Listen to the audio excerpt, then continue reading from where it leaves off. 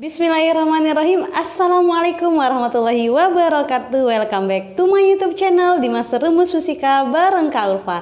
Hai semua, semoga dalam keadaan sehat walafiat ya. Apa kabar? Semoga dalam keadaan baik. Alhamdulillah kita bertemu kembali di channel ini setelah sekian lama vakum dan tidak mengupload video. Semoga ini adalah langkah pertama untuk terus aktif mengupload video, khususnya buat SMA kelas 10, kelas 11 dan juga kelas 12. Nah, mohon maaf yang sedalam-dalamnya dari Kak Ulfa ya. Tapi di video kali ini kakak akan menjabarkan kisi-kisi atau pelajaran yang akan kita pelajari di channel ini untuk semester 2 khususnya kelas 11 IPA. Nah, jadi Dek, sebenarnya kalau untuk materi fisika di kelas 11 itu agak ribet gitu ya, atau agak berat karena ada banyak sekali materi baru dalam waktu 1 tahun dan dikupas secara dalam gitu. Untuk itu harus ada ilmu dasarnya gitu ya. Jadi untuk ini kakak berikan gambaran-gambarannya dulu ya. Nanti di kelas 12 kelas 11 sekarang sedang berjalan sudah beberapa bulan. Yang pertama dipelajari adalah termodinamika. Nah, ini termodinamika. Syarat untuk mempelajari termodinamika ini, Dek, itu harus bisa suhu dan kalor. Suhu dan kalor. Kemudian teori kinetik gas. Nah, ini syarat dasar untuk mempelajari termodinamika. Yang belum tahu pelajarannya boleh di searching di channel YouTube manapun yang berhubungan dengan fisika, atau kalau ada di video kakak juga boleh stalking. Ya, lihat lagi video-video kakak di bawah ya. Kemudian yang kedua ada gelombang mekanik. Nah, gelombang mekanik ini, Dek, kalian harus ingat kembali pelajaran SMP tentang getaran dan gelombang. Itu dasarnya. Kalau tidak paham tentang getaran dan gelombang, maka untuk mempelajari gelombang mekanik ini akan sedikit kewalahan gitu ya.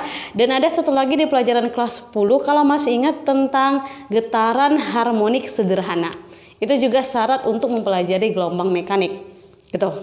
Nah, yang ketiga akan dipelajari gelombang berjalan. Gelombang berjalan ini bagian dari gelombang mekanik. Jadi pembagiannya dipelajari gitu kan, dibikin dalam bab berikutnya. Gelombang berjalan.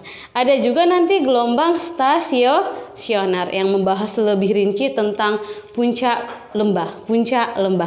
Berapa lembah, berapa puncak, yang seperti itu. Berapa perut, berapa lembah. Nah, itu. Ya kan? Atau berapa perut, berapa simpul begitu.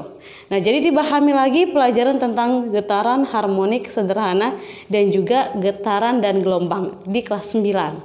Yang getaran harmonik sederhananya di kelas 10 gitu ya. Kemudian nanti akan kita pelajari bagian dari gelombang. Bagian dari gelombang yaitu berupa gelombang bunyi. Di sini nanti ada dia efek Doppler, kemudian ada tentang pelayangan gitu ya, dan jenis-jenis bunyi seperti itu. Kemudian setelah gelombang bunyi, maka kita akan mempelajari tentang gelombang cahaya. Nah, di gelombang cahaya ini nanti akan muncul dualisme cahaya.